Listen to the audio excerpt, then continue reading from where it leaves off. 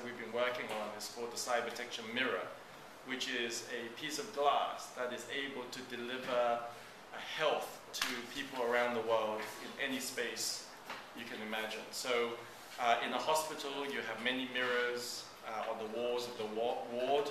At home, you have a mirror in your bathroom. In a hotel, you have a mirror in the bathroom of the gym. When you stand in front of this mirror, the mirror will detect who you are, and it will monitor the state of your health. It will analyze it with the latest software on the internet, and actually this device is linked now through the internet to our servers in Hong Kong, and it will store all of that information for you. It is able to automate a hospital by having patients' information on the mirror delivered to the person, whichever ward he is in, whether it's in surgery or outpatients, whatever. And it is also linked to other aspects of his life. So they can be linking to his family, getting messages from his family, being linked to the other homes he has around the world, etc. And this is really like a platform that is a reflective window into a digital life. Now this particular one is my traveling prototype. I carry one with me wherever I travel to show to interested parties. We are planning to roll this out around the world this year. It has a global patent. You're one of the first people in the world to see it. If you wouldn't mind just switching off that light, because this particular prototype, we didn't build it with full power. If you come to the front of this mirror now, you'll be able to see the wealth of information that can appear on this mirror.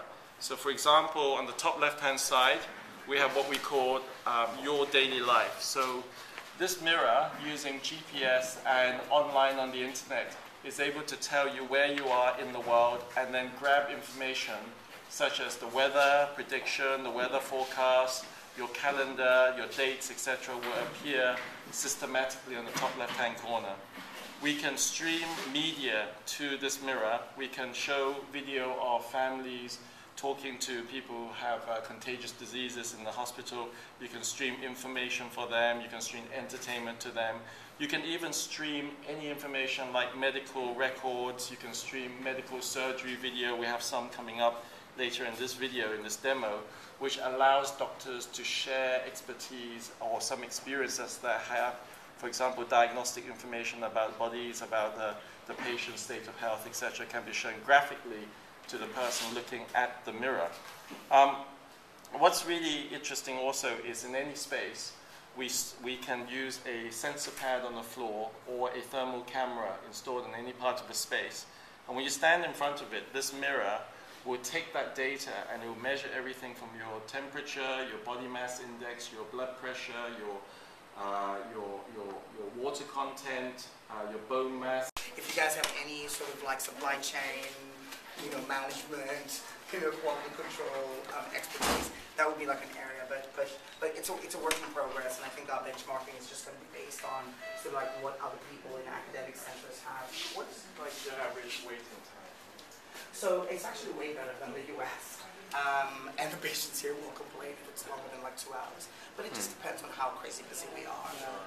And actually those parameters we've not. Again, there's vacuum and there's also oxygen, so it can get converted into, into a trauma room if we have space issues, if we have like. Have you ever had to deal with an incident where they all had to go into a trauma room? We've had to deal with incidents in which all the trauma rooms had to be used up, in which we were having multiple patients in the rooms. Because at 5 o'clock, like clockwork, usually between 5 and 6, especially on Fridays, all the peripheral hospitals dump their patients. A lot of times it's because they do not have resources, but a lot of times they just don't want to have to worry about patients. They'd rather dump them on somebody else. So it can be a little bit of, and they figure, this is Muhimbili. They must have all the resources. Abbott just helped them open up a new department. They must have all the resources. So a lot of that can also be a little bit on the abusive side. But the reality is that, like, we went to one in Yamala, with Henry and like Mike, and they told us that they basically get $2,000, for the year to spend on consumables, which is what they told us. So whether that's true or not true, but it's like, if that's what they get to buy, we're planning on allocating these 3 rooms as like VIP rooms. So part of the business plan is also going to be going to like the international collaborations. It's going to be going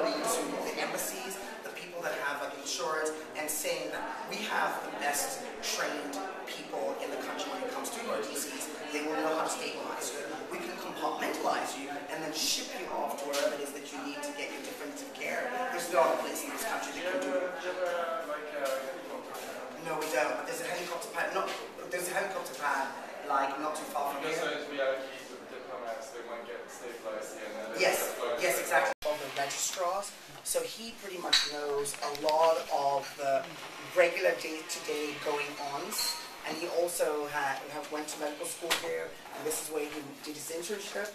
So could you also speak upon some of the issues, not only within the department, but outside of the department, that are sort of like the interrelationship issues, some of the bottleneck issues? Sister Sepeku is basically... Can't go to school.